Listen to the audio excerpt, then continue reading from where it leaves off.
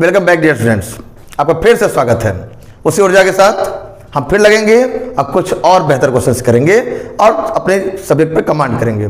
Exam से पहले हम इतना कॉन्सेप्ट जरूर सीख लेंगे कि हर क्वेश्चन को स्टार दे पाएंगे और हर क्वेश्चन को अच्छे से हिट कर पाएंगे। यही एक हमारा जो प्रयास है वो तुम्हारे स्टडी को बेहतर बनाएगा। आइए हम प्रयास को जारी करते हैं। मैं स्क्रीन पे क्वेश्चन लिखा हूं, इसे क्वेश्चन पहले सॉल्व करते हैं, है ना। लॉन्ग क्वेश्चन 2 क्वेश्चन बच गए थे लास्ट सेशन में, है ना। उस 2 क्वेश्चन लॉन्ग को कराने के बाद मैं एक नया पेपर स्टार्ट करूंगा, ठीक है। आइए देखते हैं क्वेश्चन को, सीखते हैं कैसे होगा। क्वेश्चन क्या कह रहा है, an insurance company insured 2000 scooter drivers, 2000 scooter drivers का इंश्योरेंस होता है, 4000 car drivers and 6000 truck drivers. अच्छा, the probability of an event accident involving a scooter, a car and a truck are 0.01, 0.03 and 0.15 respectively. One of the insured person जिसका insurance हुआ है mid by accident, उसका accident हो जाता है। What is the probability that he is a scooter driver? हमें scooter driver वाले की प्रोबेबिलिटी बताना है कि वो उसका एक्सीडेंट हुआ है। आइए देखते हैं क्या होता है। अगर यहाँ पे 3 प्रकार की बातें हो रहा है, सबसे पहले हम लेट कर लेते हैं कि इवन एक इवेंट है जो किसके लिए है, इंश्योर्ड। कौन सा भाई, इंश्योर्ड है ना, कौन है भाई, देखो insured scooter driver. Scooter driver को मैं कहना चाह रहा हूं कि जो भी स्कूटर ड्राइवर साहब हैं उनके लिए हमने इवेंट को इवन मान लिया। E2 हमारा जो इवेंट है वो किसके लिए है, वो दूसरा वाला क्या है, कार है। E3 जो हमारा इवेंट है हमने उसको लेट कर लिया थर्ड वाले के लिए, ट्रक ड्राइवर के लिए बात हो रहा है। अच्छा, तो टोटल अगर हम यहाँ बात करें कि जो यहाँ पे नंबर ऑफ जो पर्सन है, इवन की जो संख्या है, स्कूटर ड्राइवर जो संख्या है कितने, देखो 4000 हो जाएगी। इनकी जो संख्या है इसका मतलब क्या हो जाएगा, एन इवन माने नंबर ऑफ पर्सन जो है हमारा, मतलब स्कूटर ड्राइवर की संख्या कितनी है, जो लोग इंश्योर्ड है, जिन्होंने इंश्योरेंस कराया हुआ है। तो इवन कितना है भाई, देखो यहाँ पे 2000, देखो यहाँ पे स्कूटर ड्राइवर 2000। E2 पे आ जाओ, नंबर ऑफ जो पर्सन है E2 फॉर कार ड्राइवर कितने, देखो 4000। तीसरा क्या है, उसमें कितने पर्सन है, थर्ड हमारा ट्रक ड्राइवर है, उनकी संख्या कितना है 6000। देयरफॉर टोटल जो हमारा हो जाएगा, टोटल जो पर्सन इन्वॉल्व है जिन्होंने इंश्योरेंस कराया हुआ है उनकी संख्या क्या हो जाएगी 2000, जिसको सेपरेट स्पेस कहते हैं, प्लस 4000 प्लस 6000, मिला कितना हो जाएगा 6 प्लस 4 10 प्लस 12,000 हो जाएगा। बिल्कुल सही है। देयरफॉर अगर प्रोबेबिलिटी आप इवन की बात करेंगे तो इसका मतलब number of person 2000 upon total मतलब 12,000। 3030 कैंसिल हो जाएगा, सिंपलीफाई करते हैं, 2 1 जा 2 6 जा तो 1/6 हो जाएगा। अच्छा, आइए हम लोग आगे बढ़ते हैं, है ना। किसकी बात करेंगे हम लोग, E2 की बात करते हैं। क्या हो जाए PE2, है ना, कितना हो जाए, देखो लॉन्ग क्वेश्चन है, थोड़ा सा मैं इसलिए मैनेज कर कोशिश कर रहा हूं हो जाए। इसमें कितने हैं 4000 अपन में 12,000, 30 कैंसिल आउट, 4 1 जा 4 3 जा, नो डाउट 1/3 हो जाएगा, है ना। नेक्स्ट PE3 की बात करेंगे, मतलब ट्रक ड्राइवर के लिए, उनकी संख्या 6000 है। आउट ऑफ 12,000 में 30 कैंसिल, 6 1 जा 6 2 जा 1/2 हो जाएगा। अच्छा, हमने सभी प्रोबेबिलिटी निकाल लिया है। आइए हम बात करना चाहते हैं, किसकी बात करना चाहते हैं भाई, कि जो हमें यहाँ पे बात कर क्या कर रहे हैं, देखो प्रोबेबिलिटी गिवन है, किसका एक्सीडेंट हुआ है involving a scooter, a car and truck. हमें स्कूटर, कार और ट्रक की प्रोबेबिलिटीज गिवन है, इसके लिए मुझे क्या करना है, इंप्लीमेंट करना है। आइए हम यहाँ लेट करते हैं, जिसका एक्सीडेंट हुआ है उनकी प्रोबेबिलिटी के बारे में बात कर लेते हैं। Let E be the event for किसके लिए, किसके लिए बात हो रहा है भाई, एक्सीडेंट, है ना। फॉर एन एक्सीडेंट जो पर्सन है उनकी बात करना चाहते हैं। कोई अगर किसी का एक्सीडेंट हो गया है उनके लिए हमने E मान लिया है। देयरफॉर क्या हो जाएगा, क्या निकालेंगे हम लोग, P क्या निकालेंगे, E/E1, माने पहले जिससे बात करना चाह रहे हैं, कंडीशन बात हो रहा है। E हमारा जो हमारा जिसको हम एक्सीडेंट की बात करना चाह रहे हैं, क्या वो पहले वाले का है, इस रिस्पेक्ट में बात करना चाहेंगे, तो PE/1, है ना, P/E1। चलिए E1 रिस्पेक्ट कंडीशनल। आई क्या हो जाएगा बताओ, यहाँ पे इसका आंसर क्या दिया है 0.01, कितना हो जाएगा 1/100 हो जाएगा। अरे भाई 2 पॉइंट डेसिमल है तो आप नो डाउट यहाँ पे 2 0 नीचे लिख देंगे, तो 1/, कितना हो जाएगा, 2 डेसिमल हटा रहे हैं हम, 1/100 हो जाएगा। अच्छा, दूसरे पे आ जाओ, चलिए PE/E2 ये कितना हो जाएगा, दूसरे वाले पे आ जाओ, 0.03 है तो इसको सॉल्व करके कितना आ जाएगा 3/100 हो जाएगा। अच्छा, इधर लगा देते हैं PE/E3, मतलब जिसका एक्सीडेंट हुआ हो सकता है तीसरे वाले का हो। इस केस में क्या हो जाएगा, क्या दिया बताओ 0.15, कितना हो जाएगा 15/100। कैंसिल कर सकते हैं, इसको छोड़ देते हैं ऐसे ही। टारगेट क्या, मुझे क्या निकालना है, प्रोबेबिलिटी निकाला, किसका, जिसका एक्सीडेंट हुआ है। What is the probability that he is a scooter driver. हमें स्कूटर ड्राइवर बात करना है, मतलब पहले की बात करना है, हमें फर्स्ट की बात करना है। हमें क्या निकालना है, देयरफॉर रिक्वायर्ड प्रोबेबिलिटी, जो हम चाहते हैं किसके लिए, फॉर ए स्कूटर ड्राइवर, कि वो जो हुआ एक्सीडेंट एक्चुअली वो स्कूटर ड्राइवर का ही हुआ है। इसलिए क्या हो जाएगा, इक्वल क्या हो जाएगा बताओ, P E1/E। एक्सीडेंट हो गया है ना, किसका, पहले वाले का, तब P किसका, E1/E। ऐसे कर लेते भाई, क्या हो जाएगा बताओ। अगर पहले की बात करेंगे तब P E1 × P E/E1, ये रूल है भाई, देखो ध्यान से, मतलब फेवरेबल, हम E1 बात करते E1 को न्यूमरेटर में डाल दिए, ऐसे ऐसे हमारा E2 के लिए भी होगा, यही फॉर E3 के लिए भी होगा। तो हम चाहते हैं कि फेवरेबल अपॉन टोटल, मैंने E वाला तो यहाँ लिख दिया पहले वाले स्क्रिप्ट में, अब हम चलेंगे दूसरा तीसरा भी साथ में इंक्लूड कर दे। जैसे अपॉन में क्या, टोटल, मतलब PE1 × P E/E1, अच्छा, प्लस PE2 × P E/E2, ठीक है। अगला PE3, तीसरा, जब सब टोटल प्लस करें तभी तो सेपरेट बनेगा, P E/E3। अच्छा चलो इस को सॉल्व कर देते हैं, है ना, कैलकुलेशन कर देते हैं, आंसर आना तय है। आइए देखते हैं भाई, PE1 का मतलब क्या होता है, क्या दिया, PE1 देखो कितना है, प्रोबेबिलिटी E1 क्या है, 1/6।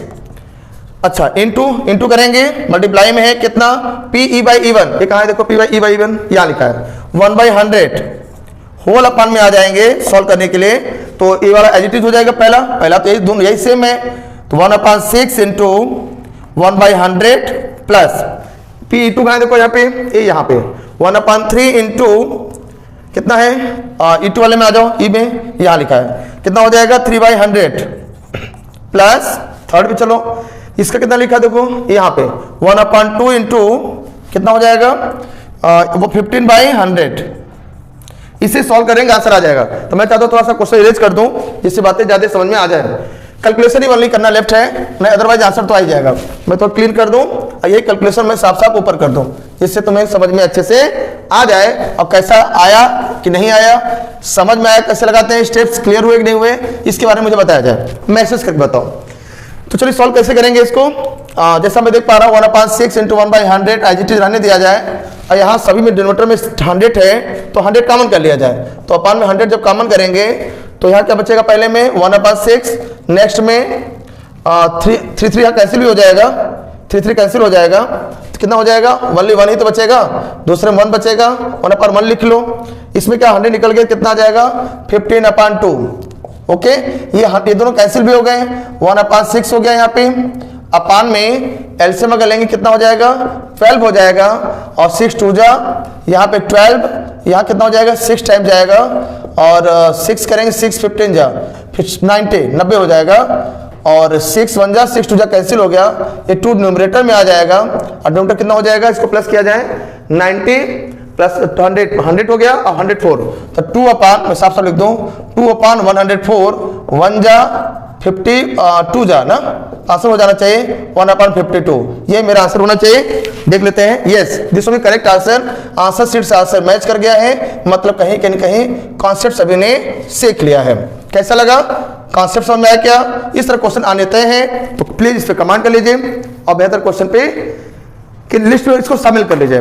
ओके, नेक्स्ट क्वेश्चन हो, इस क्वेश्चन में देखा जाए, इस क्वेश्चन में कैसे देखो, क्वेश्चन कह रहा है a factory owner purchases 2 types of machine A and B. ये बी टाइप के जो मशीन है एक कंपनी ओनर से खरीदता है। कंपनी ओनर क्या करता है, ए और बी टाइप के 2 मशीन खरीदता है। कितना खरीदता है, टाइप ए मशीन की संख्या नहीं पता है और बी की नहीं पता है, तो लेट कर लेते हैं, लेट नंबर ऑफ, है ना, टाइप ए मशीन, है ना, परचेस्ड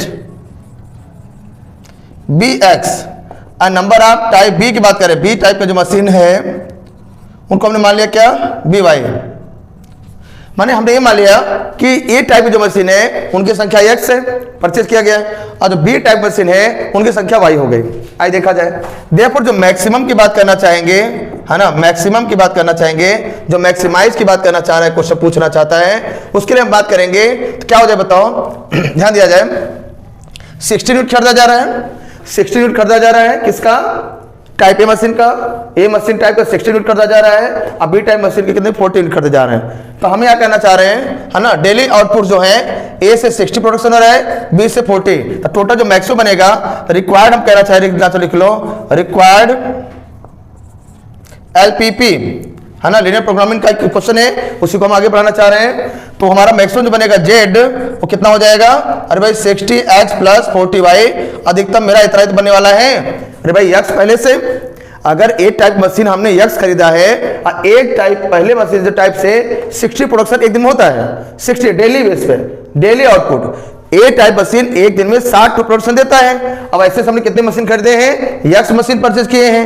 बी टाइप वाला मशीन संख्या कितना y खरीदा गया है, एक मशीन कितना बनाएगा, प्रोडक्शन करेगा 40, तो टोटल मैक्सिमम कितने प्रोडक्शन हो सकते हैं उनकी संख्या z मान लिया। और z इक्वल क्या होता है, सब समझते होंगे, पढ़े हैं, क्या हो जाएगा 60, एक ने एक से 60 और x से 60 into x और दूसरे के 40 into y 40y, इतने आइटम डेली बनेंगे, प्रोडक्शन होने वाला है। आइए आगे बढ़ा जाए, इक्वेशन और भी बनाया जाए। इस इक्वेशन से क्या बनेगा बताओ, ए वाले मशीन के लिए, एक मशीन के लिए, है ना, 1000 स्पेस चाहिए, तो ऐसे x मशीन लगे हैं, जब हमारे जो इक्वेशन बनेंगे वो क्या बनेंगे, यहाँ पे बोलो 1000x प्लस 1200y, अरे भाई एक के लिए 1000, ऐसे से x मशीन है तो 1000x, बी वाले के लिए, एक के लिए हमने क्या कितना 1200, हमने इसे क्या y माना हुआ है, और कुल मिला के कितना हो जाएगा, कितना कर रहा है, मैक्सिमम एरिया उनके पास है वो 9000 ही है, तो दोनों मशीनों को लगा दिया जाए, उसके मिनिमम मैक्सिमम एरिया इतना ही है, तो ये जो उनका मशीन बैठाना है उनके लिए जो दोनों का सम एरिया का हो जाएगा, इसका सम क्या इसको लिमिट क्रॉस कर जाएगा, क्या पड़ोसी क्या लगने वाला है, अपने लगाएंगे ना, इसके बराबर पूरा खर्चा कर लो या इसे कम में काम चला लो, ये क्वेश्चन का मतलब है। इसका मतलब क्या हो जाएगा, ये जो वैल्यू होगी छोटी होगी या तो बराबर होगी, इक्वल होगी टू 9000, ठीक है, इसे हमें ध्यान देना चाहिए। आइए देखते हैं अगला क्वेश्चन बनाना चाहिए, क्या कह रहा है, अच्छा लेबर की बात कर रहा है, ए टाइप में 12, एक मशीन के 12 लोग लगाए जा रहे हैं, इसका मतलब क्या हो जाएगा बताओ, इसका मतलब हो गया 12x हो जाएगा, 12x, अरे भाई 12 एक मशीन में 12 लोग, ऐसे से x मशीन है तो 12x, और इसमें क्या y माना है तो 8y हो जाएगा। अब कुल मिला के देखो कितना करा है, 72 स्किल्ड लेबर्स हैं, 72 लोग हैं, तो इनको मिल करके ये कभी भी क्या 72 लोग पूरा है ही है, उसको क्रॉस थोड़ी कर देगा, इतने का अरेंजमेंट है, इसका ये वैल्यू क्या हो जाएगी, लेस देन इक्वल टू 72 हो जाएगा, इतने है ना, ये दोनों मिलकर 72 होने चाहिए, लेकिन 72 क्रॉस थोड़ी कर जाएगा कि नहीं और संख्या बुला लेंगे अपने अकॉर्डिंग, ऐसा नहीं होने वाला है। अच्छा क्योंकि ये दोनों मशीन की क्वांटिटी है, ये मशीन से, इसका मतलब ये भी x भी ग्रेटर इक्वल टू 0 होगा, है ना, और y भी ग्रेटर इक्वल टू 0 होगा। ये हमारे इक्वेशन से, इसके लिए हम बनाएंगे क्या, लीनियर इक्वेशन बनाएंगे और इन्हीं को ग्राफ पेपर प्लॉट करेंगे। तो नो डाउट पहले का इक्वेशन क्या बनेगा, 1000x plus 1200y equal to 9000, दूसरे का स्पेस प्रॉब्लम है इसमें डायरेक्ट वर्बल बता दे रहा हूं, 12x plus 8y equal to 72, next x is equal to 0, और अगला वाला क्या है y इक्वल टू 0। क्लास 11 से पढ़ते आ रहे हो, नो डाउट समझते होगे कॉन्सेप्ट को। आइए इसी को हम आगे बढ़ाते हैं, कैसे करेंगे, तो चलिए सबसे पहले चलिए हम बनाते हैं टेबल, किसके लिए, अगर हमारा इक्वेशन 1 है, ये इक्वेशन 2 है, ये 3 है, ये 4 है, ये 5 है, तो हम चाहते हैं 2 3 4 5 के लिए टेबल बनाएं और ग्राफ पेपर प्लॉट कर दें और करेस्पॉन्डिंग मैक्सिमम वैल्यू को निकाल के देखते हैं किसमें सब ज्यादा अच्छी फिटिंग बैठ रहा है। जैसे table for equation 2, table for equation number 2, दूसरे इक्वेशन पे आ जाओ, कितना देखो यहाँ पे कौन सा वैल्यू लेना चाहते हो, चलिए x0 लेते हैं, जनरली x y के बेस पे करते हैं, आसानी से हो जाता है ना, x हो गया y हो गया, अगर हम लोग x से 0 लेंगे, कहाँ के भाई x को 0 लेंगे तो कटे कैसे लोगे, अच्छा y 0 लो, पहले y 0 ले लिया, मान लो y 0 लेंगे तो टर्म 0 हो जाए, फिनिश हो जाएगा, आइए मल्टीप्लाई वाला डिवाइड में आएगा तो कहीं ना कहीं 9 हो जाएगा, x 9, तो हमारा एक कॉर्डिनेट हो गया 9 0, कहीं भी जरूरत पड़ेगा हम प्लॉट कर लेंगे ग्राफ पेपर पे। अच्छा टेबल जरूरी है, बाकी तो हम इरेज कर देंगे भी और कहीं कहीं प्लॉट करेंगे तो भी बता पाएंगे। अगला देखो क्या हो जाए, एक पॉइंट और लिया जाए, अगर हम x 0 लेंगे तो ये कितना हो जाए भाई, प्लॉट करने दिक्कत हो जाएगा, हमें ऐसा लेना है जिससे कि आसानी से ये वैल्यू को निकाल पाए। क्या ले लीजिए बताओ, कितना ले लीजिए जिससे आसानी से आंसर आ जाए, कटने वाला नंबर आना चाहिए, कट जाए तो बेहतर है, कोई वैल्यू ले लिया जाए, जिसने क्या ले लिया थोड़ा देख लें, क्योंकि प्लॉटिंग करते समय एग्जैक्ट रख पाएंगे तो बेहतर होगा। अच्छा इसने तो 0 लेके 7.5 निकाल दिया, चलिए हम भी ले लेते हैं, कोई दिक्कत नहीं था, हम भी ले लेते भाई। अगर हम लोग यहाँ पे x को 0 ले लें, x 0 लेंगे तब फिनिश हो जाएगा, मल्टीप्लाई और डिवाइड में आएगा, 2 0 कट जाएगा, 90/12 तो 90/12 मतलब कितना हो जाएगा, मैं सॉल्व कर लूँ, 90/12 हो जाएगा। तो कैंसिल करिए इसको, किससे करें, 2 से, 3 से करो, 3 3 जा 9 और 3 4 जा 12, 2 जा 15 जा 7.5। तो चलिए 7.5 एग्जैक्ट है, टर्मिनेटिंग है, कहीं ना कहीं हम लोग मीडियम इसको ले सकते हैं, प्लॉटिंग कर सकते हैं। अच्छा ठीक, फॉर इक्वेशन नंबर 3 तीसरे के लिए कर लिया जाए। फॉर इक्वेशन नंबर 3 करेंगे, इसका भी टेबल बनाना चाहेंगे, देखते हैं क्या बनता है भाई। ये ए और बी दो बातें हो चुकी हैं, अब एक्स वाई बढ़ते किसके लिए, इक्वेशन नंबर 3 के लिए। यहां देखते चलो, अगर मैं x 0 ले लूं, x 0 लेंगे तो y कितना आएगा, ये 0 हो जाएगा, 8 से डिवाइड करेंगे, 8 9 जा 9 टाइम्स, ये c की वैल्यू हो गई। और दूसरे में आ जाते हैं, दूसरे में आते हैं इसमें y 0 लेते हैं, y 0 ले लेते हैं, और y 0 होगा तो ये फिनिश हो जाएगा, और 12 6 जा 72 6 बार में d आ गया। तो 0 9 and 6 0 देख लेते हैं, 0 9 and 6 0 एकदम सही है ना।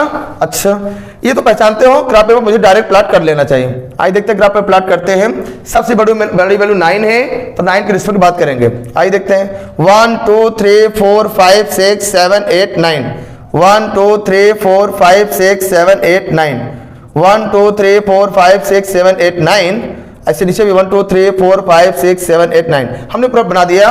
एक्सेस को इसको करेंगे ग्राफ पेपर पे प्लॉट, और कहीं ना कहीं कोई दिक्कत प्लॉटिंग नहीं होगी। ये तो क्लास इक्वेशन बना हुआ है, सॉल्व करना 11 से सीख रहा हूँ, चीजें सबको तैयार होंगे, बिल्कुल तैयार होंगे, है ना। क्वेश्चन बड़े हैं, टाइम टेकिंग है, लॉन्ग क्वेश्चन है, तो समय तो लगना है।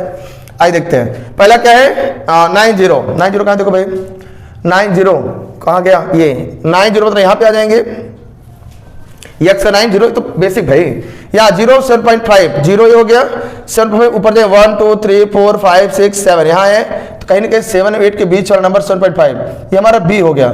आइए दोनों को ज्वाइन करा देते हैं, इस तरह से हमने इसको प्लॉटिंग कर दिया। ये हमारा क्वेश्चन नंबर कौन सा है, 2 को रिप्रेजेंट कर रहा है। 3 पे आते हैं, 3 पे इसे मैं ए लिख दे रहा हूं जिससे कंफ्यूजन ना हो। 0 9 0 पे 9 मतलब यहाँ कहीं ये 9 यहीं पे आ जाएगा, 0 पे 9 ऊपर जाएंगे, 6 0 1 2 3 4 5 6 0 यहाँ जाएंगे। इन्हीं दोनों को क्या करना है, प्लॉट करना है। चलिए वाई थोड़ा ऊपर लिख दें, और कहीं ना कहीं सही से बन जाए तो बेहतर है। थोड़ा खिसक गया, रफ स्केच बना रहे हैं, सब लोग बनाना सही से।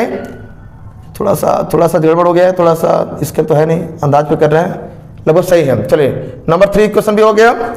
x इक्वल 0 जो होता है मेरा y एक्सिस होता है, कहीं हमारा जो लाइन है y का जो इक्वेशन है, y का जो एक्सिस है, ये मेरा थर्ड वाला इक्वेशन है, ये तीसरा इक्वेशन ही है, थर्ड इक्वेशन है। ये पॉइंट कितना था मेरा, ये c था, ये पॉइंट मैंने क्या लिया था, d लिया हुआ है, प्लॉटिंग हो गया। अच्छा y इक्वल 0 का मतलब होता है x एक्सिस, ये मेरा x एक्सिस है। अब तो हमारा इक्वेशन कौन सा हो गया, ये हमारा इक्वेशन नंबर 4 हो गया। चारों को सेटिस्फाइड इनइक्वालिटीज बेस हमें लगाना है, रीजन को सिलेक्ट करना है। इसके जरूरी पहले इंटरसेक्टिंग पॉइंट से पता होना चाहिए। उसके पहले जरूरी है कि हम लोग पहले थोड़ा सा क्या कर लें, सेट करके देख लें कौन सा रीजन इसके लिए ट्रू हो रहा है कि हमें कौन सा सेट होने वाला है। आइए देखते हैं कौन सा रीजन सेट हो रहा है। तो हम चाहते हैं कोई वैल्यू ले लिया जाए, जैसे ये देखो ये क्या कर रहा है, x से ग्रेटर है तो नो डाउट हमारा रीजन इधर वाला होगा, y से मतलब ये वाला होगा। अब डिसाइड करना है कि इन दोनों के रिस्पेक्ट में कौन सा रीजन आने वाला है ना, इन दोनों के रिस्पेक्ट में। तो हम चाहेंगे ओरिजिन के रिस्पेक्ट में ही सॉल्व कर लिया जाए। ओरिजिन जो कि इसके इस साइड में है, देखते हैं क्वेश्चन 2 और 3 के लिए ओरिजिन ट्रू है कि नहीं है। आई मैं क्वेश्चन थोड़ा इरेज करूं और दिन आफ्टर फिर सॉल्व करता हूं। सब समझने की कोशिश करिए, आई होप सबको समझ में आ भी रहा होगा। टफ नहीं होता है, लेकिन इसका एक पैटर्न है, फिक्स है, उसी बेस पर हमें कैलकुलेशन करना होता है, ठीक है। आइए मैं इसे इरेज करके जल्दी बताता हूं।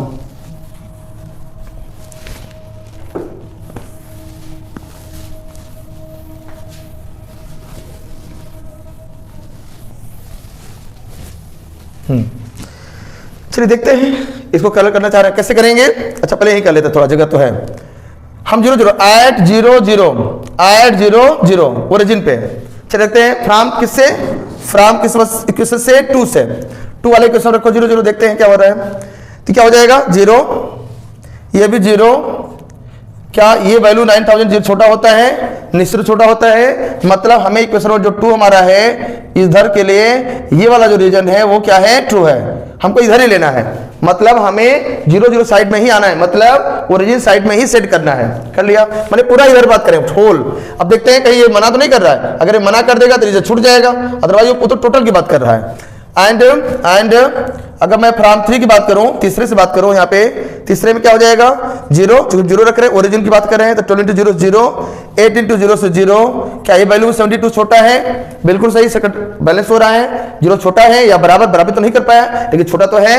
मतलब इस थर्ड वाले इक्वेशन के भी हमें के लिए ये वाला पोर्शन क्या है, ट्रू है, ये भी ट्रू हो गया था, है ना, ये भी ट्रू हो गया और ये भी ट्रू हो गया। ट्रू होने का मतलब इसी साइड में हमें क्या करना है, सेट करना है। आई सेट करते हैं। इस लाइन ने कहा कि मेरे भी इधर रहना है, तो अगर इसने कहा था मेरे इधर, तो इसकी इधर हो गया तो नोट इसके भी हो जाएगा।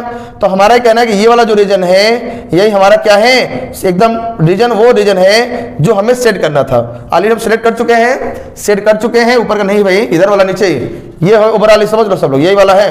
क्लियर, एकदम जरूर क्लियर होगा, बिल्कुल आसानी से पढ़े लिखे हैं। अब हमें क्या करना है, इसके थ्रू क्या करना होता है, ये यहाँ तक 11th का ही हो गया एक तरह देखा जाए। स्टार्टिंग हमें कुछ बनाना पड़ा, 12 का है पार्ट, देन आफ्टर क्या करना है मुझे, अब इसके थ्रू हमें निकालना मैक्सिमम वैल्यू। देखते हैं किस पे आता है। इसके जरूरी क्या है, मुझे कोऑर्डिनेट पता होना चाहिए, कहाँ पे टच किया है। ये बी वाला जो लाइन गया है, कहाँ पे टच इसने किया है, कहाँ गया भाई, बी कहाँ था, 7 अच्छा बी में था। तो यहाँ जो कोऑर्डिनेट है, जहाँ पे बी लाइज कर रहा है, इसका कोऑर्डिनेट हमें पता है, कितना पता है, 0,7.5 पता है। अच्छा, इस इंटरसेक्टिंग पॉइंट को हम मान लेते हैं, चलो मान लेते हैं पी। यहाँ पे क्या है, ओ, ओरिजिन पता है 0 0, ये भी पता है। डी पता है, डी का पहले पता है, देखो 6,0, ये भी पता है। तो हमें देखो ओरिजिन का नीड है, ओ का, डी का पता कर होना चाहिए, बी का पता होना चाहिए और पी का पता होना चाहिए, इतना ही पता होना चाहिए। तो हमें 3 पता है कि पी अभी नहीं पता है, तो पी को तो ग्राफ पेपर पर कर लो तो मालूम हो जाएगा। मैं तो रफ स्केच बनाया हूं, मुझे पता तो चलेगा नहीं, तो कैसे पता चलेगा। आइए हम इन दोनों को सॉल्व कर देखते हैं, आखिर वैल्यू क्या आने वाले है।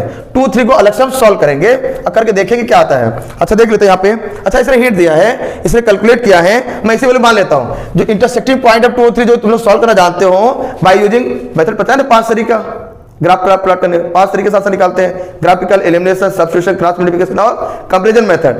किसी का यूज करके कर लेना, मुझे लगता है एलिमिनेशन लगा लेना या सब्स्टिट्यूशन लगा लेना, इसको सॉल्व कर लेना। सॉल्व करने पर आंसर क्या आएगा, मैं यहाँ देख ले रहा हूँ, लिख दे रहा हूँ, 9/4 आएगा, 9/4 आएगा सॉल्व करने पे, और क्या आएगा 45/8। अब लेंदी कैलकुलेशन है, इसमें टाइम बच जाए, रिकॉर्डिंग में ज्यादा समय लग जाएगा, वीडियो बहुत बड़ा हो जाएगा, इसलिए मैं डायरेक्ट इसको कंसीडर कर ले रहा हूँ। ठीक है, ये आया। अब हमें क्या करना है, उस वैल्यू को निकालना है इस पॉइंट के रिस्पेक्ट में। अब टेबल चलो बनाया जाए, अब करस्पॉन्डिंग वैल्यू को निकाला जाए। क्या निकाला जा रहा है, पॉइंट्स निकाल ले लेते हैं। पॉइंट्स का क्या यूज हो रहा है, पॉइंट्स हैं, और क्या हो जाएगा value of Z, value of Z. तो देखते जेड वैल्यू क्या निकलता है भाई। पॉइंट क्या क्या यूज हुआ यहाँ पे, वो यूज होगा, और क्या यूज होगा भाई, बी यूज होगा, पी यूज होगा और डी यूज होगा। 4 पॉइंट यूज हो रहे हैं। जो सीडी रीजन है वो बाउंडेड बाई क्या, उसके कॉर्नर्स क्या है, ओ, डी, पी और बी।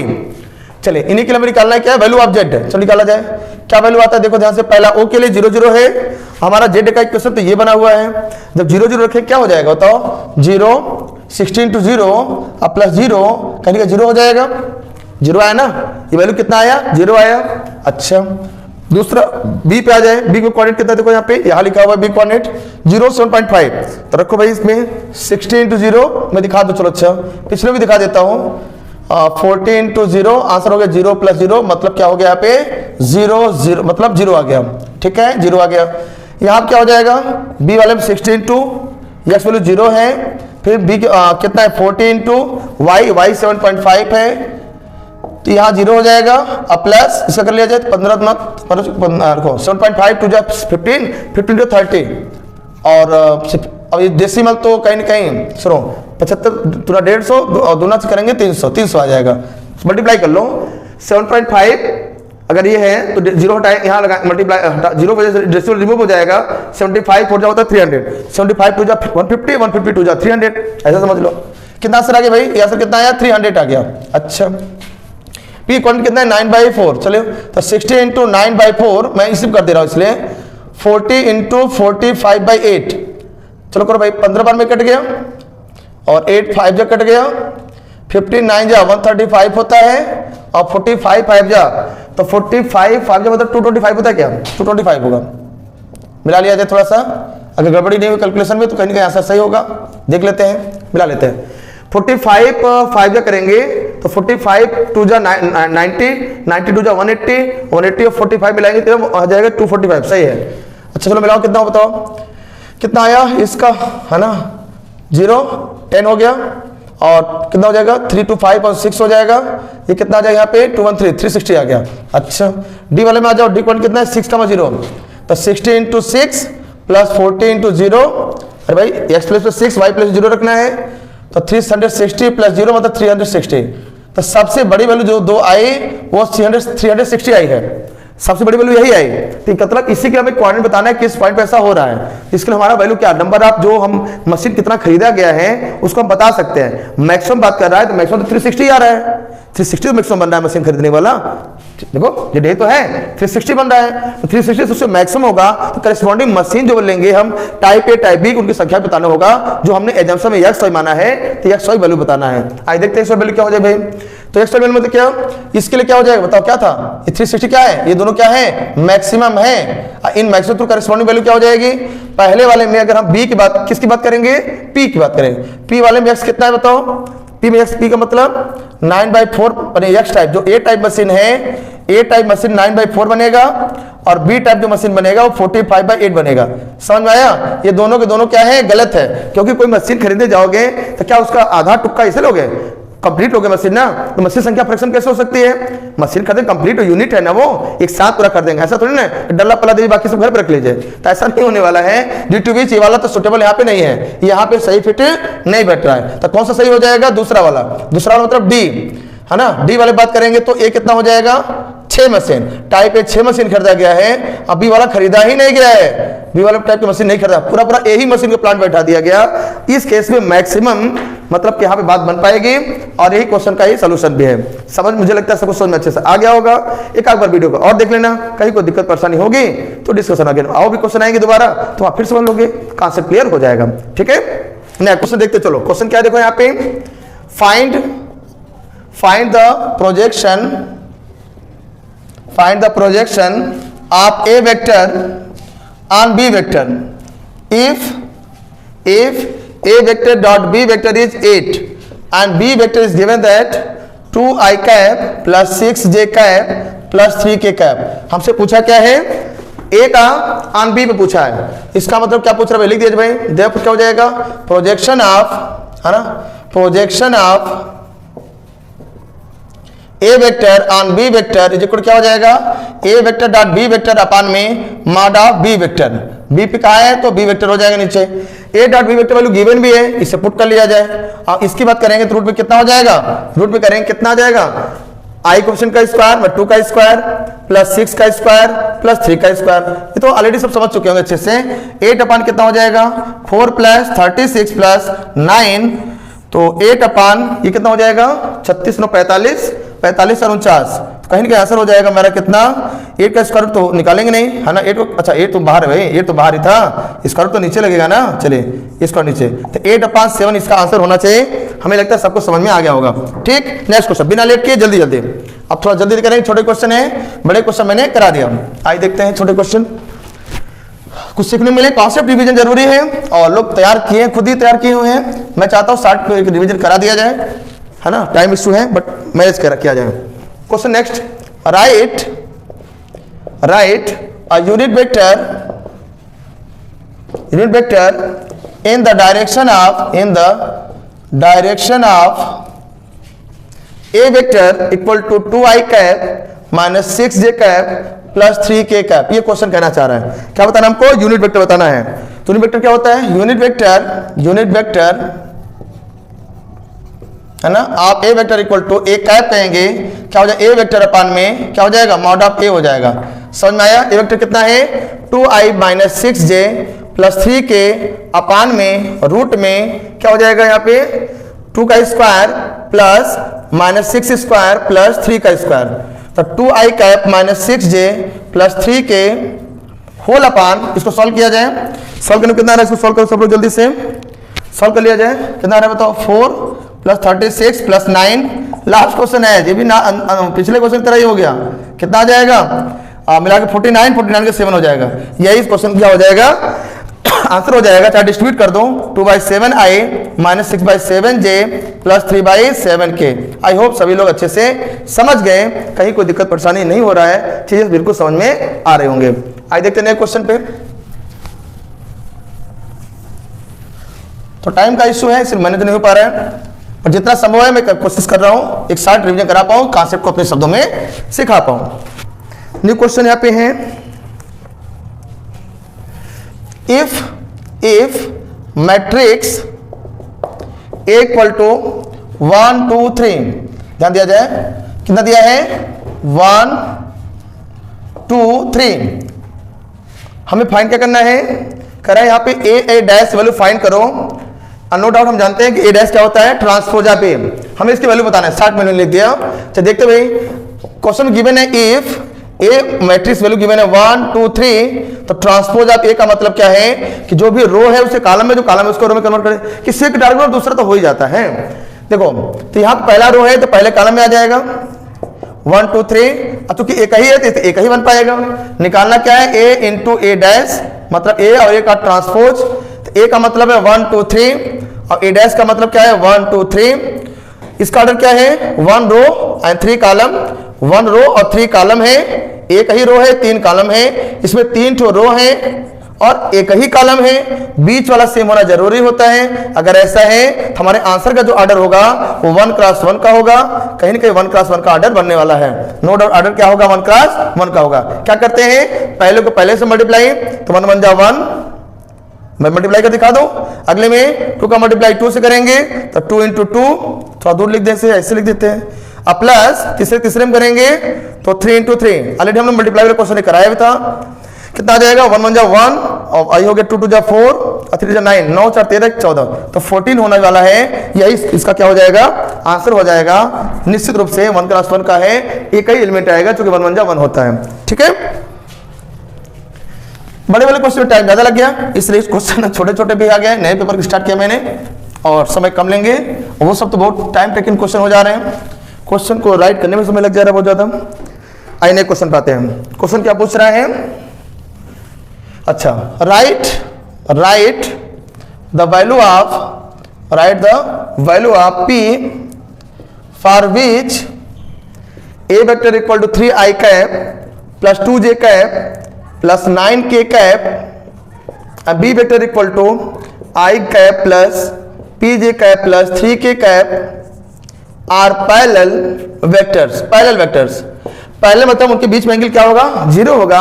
तो नो डाउट हमने क्या पढ़ा है, जो वेक्टर का जो मल्टीप्लाई वैल्यू होता है दो तरीके होता है, स्केलर होता है, एक वेक्टर होता है। इस डॉट प्रोडक्ट लेंगे हम लोग, डॉट प्रोडक्ट लेंगे तो cos थीटा आता है, AB cos थीटा होता है और cos 0 वैल्यू 1 होता है। बात समझ में आया, कहीं ना दिक्कत हो जाएगा। तब क्या करेंगे, साइन पे आएंगे। साइन किसमें यूज होता है, क्रॉस प्रोडक्ट में होता है, AB sin theta n cap, याद है सबको। तो इस केस में अगर हमने 0 एंगल ले लिया तो साइन वैल्यू 0 होता है। कहीं ना कहीं क्रॉस प्रोडक्ट ऑफ दो वेक्टर, जो वेक्टर हमारे होते हैं, अगर पैरेलल होंगे तो कहीं ना कहीं उनका वैल्यू 0 होता है। यही कॉन्सेप्ट समझना जरूरी। पिछले मैंने डिटेल करके दिखाया था कि A vector dot B vector 0 क्यों लिया जाता है, किस बेस पे लिया जाता है, जब 90 डिग्री था, याद आया, परपेंडिकुलर केस में। तो for parallel no doubt A vector cross B vector value क्या होगी, 0 होगी, क्योंकि साइन 0 की वैल्यू क्या 0 होती है, इस वजह से क्रॉस वैल्यू क्या आ जाएगी, 0 आ जाएगी। अब क्रॉस को सॉल्व करने हम किसका हेल्प लेते हैं भाई, है ना, किसका लेते हैं, डिटरमिनेंट्स वैल्यू हेल्प ले लेंगे। पहले में i j k हो जाएगा, i j k सब कैप लगे हुए हैं। अच्छा पहले में क्या है, देखो 3 2 9, दूसरे में 1 p 3, इसे सॉल्व करना है और सॉल्व करने से आंसर आना जाना है। कैसे करेंगे, आई सॉल्व कर दिखाते हैं। पहली बार आई लेते हैं, करस्पॉन्डिंग हमारा क्या बनेगा 2 9 p 3, अगले में माइनस, अल्टरनेट चलते हैं, पहले के लिए प्लस दूसरे के माइनस, ध्यान है ना कैसे, 1 1 first row first column 1 1 2 even, plus में यहाँ के लिए फर्स्ट रो सेकंड कॉलम कितना आएगा 1 2 मिला के 3 8, माइनस में याद आया, जे हो गया, जे के लिए पहला second first row second column छोड़ना पड़ेगा, 3 1 9 3, अब प्लस के कैप की बात करेंगे, प्लस के कैप की बात करेंगे तो हमारा क्या, देखो पहला रो तीसरा कॉलम छोड़ना पड़ेगा, सॉरी हाँ ठीक है, क्या बनेगा ये 3 2 1 p इक्वल 0 तो है ही, क्योंकि हमें वैल्यू किसका होगा, p की ही बताना है। चलो आई हो गया भाई, और बताया जाए क्या हो जाए 6, पहले मल्टीप्लाई करते हैं, माइनस कितना हो जाएगा 9p माइनस j, 3 3 9 माइनस 9 हो जाएगा। अगले में आ जाओ, प्लस k, ये कितना हो जाएगा 3p एंड कितना हो जाएगा ये -2 इक्वल 0 हो जाएगा। ओके, तो इसका मतलब जीरो का मतलब क्या होता है भाई, जीरो का मतलब क्या होता है, जीरो मतलब क्या, 0i प्लस 0j और प्लस 0k, किसी के ले लो, कंपेयर कर लो, i वाला i के साथ कंपेयर कर लो, आंसर आ जाएगा। इसका मतलब नो डाउट अगर दोनों इक्वल है तो ऐसे केस में नो डाउट कि कोफिशिएंट इक्वल होंगे तभी बात बनेगी। तो इसका वजह 6 माइनस 9p इक्वल 0, तो minus 9p equal to minus 6 और p को निकालेंगे तो 6/9, 2 जा 3 जा, तो आंसर p इक्वल टू आएगा 2/3। मन में आ रहा होगा k को क्यों नहीं लिए, k को भी लेके देख लो। अगर हम k को इक्वेट कराने की बात सोच रहे हैं तो 3p माइनस 2 इक्वल टू 0, तो 3p equal to 2, p equal to 2/3, वहां भी यही आंसर आने वाला है। अगर इक्वलिटी है तो बैलेंस सभी जगह होना तय है। घबराने की बात नहीं है कि हम किसको टारगेट बनाएं, टारगेट यही है, एम क्या है, किसी एक के थ्रू हम इक्वेट कर ले, आंसर को बता दें। ठीक है, आइए नए क्वेश्चन पे चलते हैं। New question,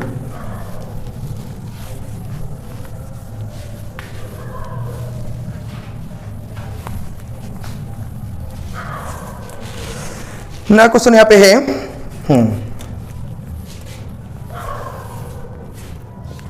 using principal value evaluate, क्या इवैल्यूएट करना है, साइन इनवर्स साइन 3π/5, इसको इवैल्यूएट करना है। इनवर्स ट्रिग्नोमेट्री है तो लोगों को पता होगा कि इसका क्या डोमेन है, क्या रेंज है, याद है ना सबको। तो इनवर्स ट्रिग्नोमेट्री है, ध्यान दिया जाए। साइन के लिए क्या ध्यान देते हैं, डोमेन के लिए कहां से, -π/2 टू π/2, याद है ना, याद है, -π/2 टू π/2, ये हमारा साइन का है, ध्यान दिया जाए। तो क्या इसमें बिलोंग करता है, अगर पाई टर्म समझते तो ठीक है, और नहीं समझते तो चेक कर लो, पाई का क्या बताओ, चेक कर लो भाई, नहीं दिक्कत हो रहा है तो 3 × 180/5 कैसे करो, 5 3 जा और 5 6 जा 108, ये तो 100 मतलब 90 ज्यादा है, मतलब सेकंड क्वाड्रेंट में है, और हमें तो पहले चौथे में देना होता है, याद है ना। इसका मतलब क्या हो जाएगा, इसे थोड़ा सा हमें सही करना पड़ेगा। सही कैसे करेंगे, साइन को देखते हैं, अरेंज करते हैं। क्या हम इसको पाई को टर्म में अरेंज कर सकते हैं, आइए देखा जाए। क्या 3π/5 को पाई टर्म में कैसे लिखेंगे, ये कहीं पाई माइनस 2π/5 कि थोड़ा हम राइट कर सकते हैं, देख लो चेक कर लो, 5 × 5 तो 5π में से 2π गया तो 3π ही तो आएगा अपन 5। तो ऐसा करने से हमें पता है कि रूल क्या कहता है, पाई के लिए कोई चेंज नहीं होता है, साइन ही रह जाएगा, एंगल कितना हो जाए 2π/5। अब पाई माइनस मतलब सेकंड क्वाड्रेंट में साइन तो पॉजिटिव भी होता है। अभी जो वैल्यू इसको चेक कर लो, इसको भी चेक कर लो, 2 × 180/5 कैसे करें, कितना 36 72, ये कहीं ना कहीं पहले क्वाड्रेंट में मेरा आ रहा है, मतलब -π/2 टू π/2 में रेंज में है, इसी वाले हमारे डोमेन को फॉलो कर रहा है, इसी अकॉर्डिंग ही बिलोंग कर रहा है, कहीं ना कहीं इसका ये सही है। तो है तो साइन इनवर्स साइन को रिमूव कर देगा, तो हमारा क्या हो जाएगा 2π/5, इसका क्या हो जाए एग्जैक्ट आंसर हो जाएगा। कितना आसान है ना, समझना है, देखो ये सब थोड़ा समझना है, ये थोड़ा सा कॉम्प्लिकेटेड है, पढ़े होगे, अब नहीं पढ़े हैं ऐसा हो ही नहीं सकता ना पढ़े हो, लेकिन बस थोड़ा रिकॉल कर लो, चीजें दिमाग सेट कर लो, कैसे कैसे हम इसको चेंज करते हैं। आइए देखते हैं कुछ क्वेश्चन और।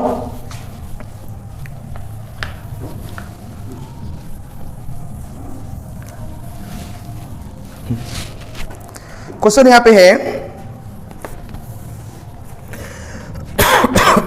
Integration of sec square x upon 3 + 10x dx, ये मुझे क्या करना है, इंटीग्रेट करना है, इवैल्यूएट करना है। क्वेश्चन है इवैल्यूएट कैसे करेंगे, देखो ध्यान सुना जाए। हम ध्यान दिया जाता है इंटीग्रेशन में कि ऐसा कुछ लेट किया जाए जिससे कि कुछ बचे हुए एडजस्ट हो जाएं और बाकी दूसरे में कन्वर्ट हो जाएं। कैसे करेंगे, देखो ध्यान से, हम लेट करेंगे 3 + 10x को लेट करेंगे, क्या t कहोगे ऐसा क्यों, 10x को लेट किए, 10x को लेट करेंगे तो नीचे 1 + t बन जाए, कोई मतलब नहीं लगेगा। अब क्योंकि 3 यहाँ पे कांस्टेंट है, उसका 0 होना तय है, इसलिए हम इसको भी साथ में लेट कर लेंगे, लपेट लेंगे। आई कैसे करेंगे, इंटीग्रेशन में जब भी किसी को लेट करते हैं तो उसको डिफरेंशिएट करते हैं, तो 3 का 0 हो गया और 10x का sec स्क्वायर x होता है, इधर dt/dx हो गया, क्योंकि हम differentiate with respect to x कर रहे हैं। अच्छा तो देखो sec स्क्वायर ds को सब्जेक्ट बना दें तो dt हो जाता है। अब देखो यहाँ पे sec स्क्वायर ds दिख भी रहा है, तो रिप्लेस करते हैं, क्या हो जाएगा ये dt अपन नीचे क्या माना है t, तुम ध्यान से पढ़ाई होगा, जब इंटीग्रेट करेंगे 1/t का, अरे भाई log x का 1/x होता है, तो नोट ऑफ कन्वर्ट में जाएंगे। फिर बात बता दे रहे हैं, डिफरेंशिएशन से घर से स्कूल जाना है तो स्कूल से घर आने का रास्ता इंटीग्रेशन ही है, उल्टा बात हो रहा है यहाँ पे। तो 1/t है तो क्या हो जाएगा log of t हो जाएगा, और चूंकि कांस्टेंट भी लगाना होगा, इंटीग्रेट किया है तो जो कांस्टेंट छूटे होंगे जिसका डिफरेंशिएशन आफ्टर हम लोग गए आगे बढ़े थे तो रिवर्स में वापस आ जाएंगे ना, तो क्या करेंगे log ऑफ टी का मतलब क्या लेट किया मैंने 3 + 10x है ना प्लस c, यही हमारा फाइनल आंसर इस क्वेश्चन का होगा। बहुत आसान है लेकिन बड़े बड़े क्वेश्चन में भी इसको यूज करना है, इसलिए कॉन्सेप्ट को दिमाग में सेट करना होगा। ठीक है, आइए क्वेश्चन 2 और करते हैं, देन आफ्टर फिर आज के लिए हम इतना ही करेंगे, फिर नेक्स्ट वीडियो में आएंगे तो कुछ और भी अच्छे क्वेश्चन लेके आएंगे जिसमें हम समझाने का प्रयास करेंगे कि कुछ रखा नहीं क्वेश्चन में, जरूरत है एक बार थोड़ा सा समराइज करने का, चीजें बेहतर से समझने का। आइए देखते हैं क्वेश्चन क्या है। क्वेश्चन है if integration of 0 to 1 limit है इसका 0 to 1 3x² + 2x + k of dx is 0। Question कह रहा है you have to find the value of k, तो k वैल्यू बताओ क्या होने वाला है। इंटीग्रेशन कॉन्सेप्ट यहाँ है तो फॉर्मूला तैयार ही होगा, क्योंकि यहाँ पे कांस्टेंट माने x यूज हो रहा है, तो इंटीग्रेशन में क्या कहते हैं भाई, integration of x to power n dx क्या हो जाता है x to power n + 1 upon n + 1, power एक बढ़ाते हैं और एक पावर उसी से हम डिवाइड कर देते हैं, ऊपर पावर रेज करते हैं और नीचे सेम से डिवाइड कर देते हैं। आइए देखते हैं इसका मतलब इंटीग्रेशन जब करेंगे तो 3 तो बाहर आ जाएगा, x² का पावर एक बढ़ेगा और नो डाउट 3 पावर अगर एक रेज किया तो जो वैल्यू आता है उसी से हम नीचे डिवाइड करते हैं। आगे आ जाओ, यहाँ भी x है तो x² हो जाएगा अपॉन में 2 आ जाएगा, अरे भाई पावर 1 है तो बढ़ाएंगे और जो पावर में वो नीचे लिखेंगे, यही तो कॉन्सेप्ट है। k है k तो k एज इट इज रहेगा। अच्छा लेकिन यहाँ पे मल्टीप्लाई में क्या है k × 1 है और कांस्टेंट 1 है तो 1 वाले क्या हो जाएगा x हो जाएगा, x हो जाएगा, क्योंकि 1 का x होता है तो x का 1 हो जाएगा। डिफरेंशिएशन में 1 का x क्या होता है x का 1 होता था, तो इंटीग्रेशन क्या हो जाएगा 1 to x, जहाँ उल्टा जाना होगा ना। अच्छा पावर इसका 1 है तो अपन 1 से डिवाइड किया तो एज इट इज सेम आएगा। अच्छा लिमिट क्या है यहाँ पे, लिमिट क्या है 0 to 1 = 0, क्वेश्चन में गिवन भी है। चलिए आगे 3 कट गया, 2 आल्सो कट गया।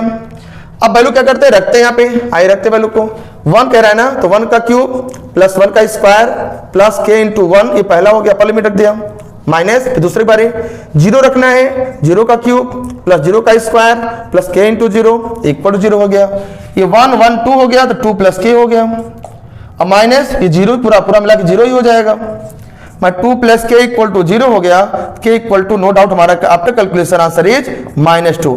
आई होप ये भी क्वेश्चन अच्छे से कमांड हो गया होगा। यस आंसर मैच कर गया है। आइए एक छोटे और क्वेश्चन है एक सेक्शन को फिनिश कर दें, समझा दें कि क्वेश्चन सीरीज का ये इस पैटर्न का इस सेक्शन में जो क्वेश्चन है कैसे पूछे जा गए हैं और किस तरह से इसको हम समझ सकते हैं, लगा सकते हैं, इवेल्युएट कर सकते हैं। क्वेश्चन है इफ बाइनरी ऑपरेशन क्वेश्चन है if A* binary operation B = A + 3B², value क्या 3 ऑपरेशन B 2 ऑपरेशन 4 है। अच्छा 4 वैल्यू बताना है, इसकी वैल्यू बताना है, ए बी का दिया हुआ है और हमें 2 4 का बताना है, तो चलो रिप्लेस करो, इसके लिए कितनी हो जाएगी, जहां जहां ए है वहां 2 रखो, 2 + 3 × क्या हो जाएगा 4 का स्क्वायर, 2 + 3 × 16, 4 का स्क्वायर कितना 16, 2 + कितना 48, आंसर हो जाएगा 50। ये क्वेश्चन है 50 भी करेक्ट आंसर, बिल्कुल आंसर मैच कर जा रहा है। अब कॉन्सेप्ट सीखना है, अब पिछले वाले में भी मैंने इसे कराया था, आई होप सभी ने कमांड कर लिया होगा, आज इसे तो अपने खुद कर लिया होगा, हो गया होगा, बिल्कुल बिल्कुल मैं मानता हूं। लास्ट क्वेश्चन आज का, if A is an invertible, ठीक है, invertible matrix of order 3 and mod of A मतलब determinants of A is 5, then question क्या कर रहा है, find adjoint of mod of adjoint of A बताना है, इसकी वैल्यू बताना है। कैसे करेंगे, इसका फॉर्मूला होता है, क्या फॉर्मूला होता है, मॉड ऑफ एडजॉइंट ए है ना इज इक्वल टू क्या कहेंगे mod of A to power n-1 है ना, ये फॉर्मूला है, इसी फॉर्मूला को हम लोग क्या करेंगे यूज करेंगे। आइए देखते हैं, ये फॉर्मूला है, इसकी वैल्यू हमसे पूछ रहा है, इसी वैल्यू पूछ रहा है, इसकी वैल्यू कितना दिया 5 दिया है, मॉड ऑफ देखो ए डिटरमिनेंट्स ऑफ ए वैल्यू क्या दिया 5 दिया है, किस ऑर्डर का है 3 ऑर्डर का है, n फॉर ऑर्डर है तो 3 - 1 हो जाएगा, 3 5 और 2 हो जाएगा, कहीं ना कहीं आंसर इसका कितना हो जाएगा 25। तो ये रहा आज का लास्ट क्वेश्चन, मैंने सेशन को लेने की कोशिश किया, टाइम इस होते हुए भी मैं कोशिश कर रहा हूँ कि मैं तुम्हारे बीच आ पाऊँ, चीज़ें समझा पाऊँ और तैयारी थोड़ा मजबूत कर पाऊँ, थोड़ा सा मेरा सहयोग अगर किसी के जीवन में अच्छा कर सकता है तो मैं हमेशा तत्पर हूँ, लेकिन अब टाइम इशू है तो मैं क्या कर सकता हूँ, ठीक है। फिर भी चलिए, चूंकि मुझे पता नहीं है कि लोगों को क्या आता है क्या नहीं आता है, फिर भी प्रयास जारी है कि हर तरह के क्वेश्चन करा के ये कॉन्फिडेंस बूस्ट कर दिया जाए कि क्वेश्चन अगर पेपर में आते हैं तो स्टार्ट कैसे देना है, उस क्वेश्चन कैसे लगाया जाता है, अगर क्वेश्चन इससे इंपॉर्टेंट क्वेश्चन आ गए तो हम इसको कैसे हम इसके अंजाम तक पहुंचाया जाए। आई होप सभी को समझ में आ रहा होगा, सब एंजॉय कर रहे होंगे। जैसा हो रहा है उसको थोड़ा सा कमेंट सेक्शन में बताएं, हमें इन्फॉर्म करें कि सीरीज कैसे चल रही है ना। Thanks for joining, thanks for watching and take care yours. Study करिए मजबूत।